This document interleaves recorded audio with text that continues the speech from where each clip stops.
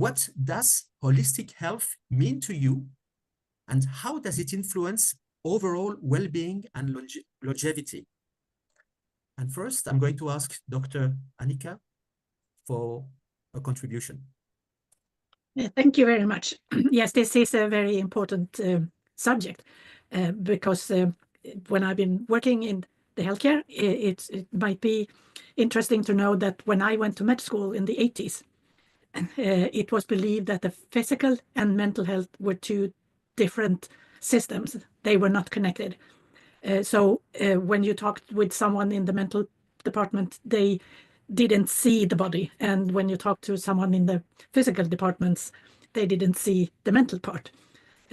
Luckily, over the years and with better ways of seeing how things work and, these X-ray things, all the different techniques, we today know that we are one unit, body and mind. It's just one unit, and they need to be in balance for us to feel well. Because if we have illnesses in our body, we will feel depressed or not feel well in our minds.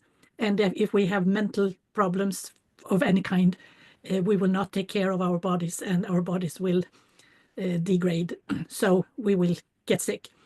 So it has to be a balance to actually thrive.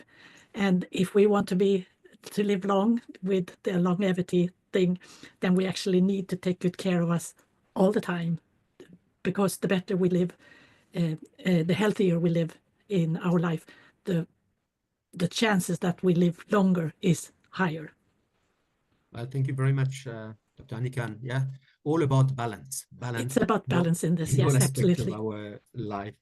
And now I'm going to ask Anneli for the same, with the same question, if I may. Thank you, Daniel. When I read the question first, I thought, oh my goodness, this is a subject that has been addressed like for eons. I mean, even the early philosophers that we know about already asked about interconnections of something weird like soul and spirit and body and balance and all that. And when you look today at the different publications that are available, there's tons and tons and tons of information on it. And so I thought, well, what would it mean to me?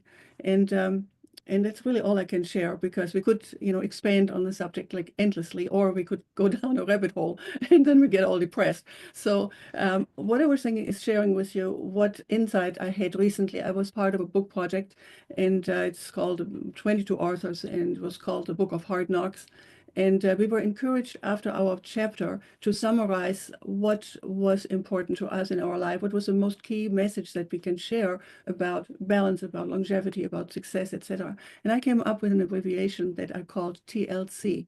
Now, TLC is known to mean tender loving care, but I filled it in with different concepts. T for truth, which I could talk a lot about, and what that means to acquire knowledge really in depth and compare different sources and do your own thinking, keep your mind as clear as possible. And so I could talk a lot about it.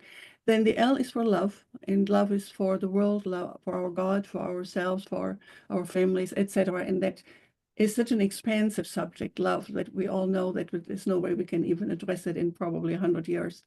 Then the last one is C, which I refer to as carpe vitam, which means live your life well. And that really relates to the subject today in its complexity and its expansiveness as well. And Dr. Annika, what you mentioned, I totally agree with. We are a combination of a lot of different aspects and things, and we need to take care of them and learn about how to do that to create optimal balance in our lives.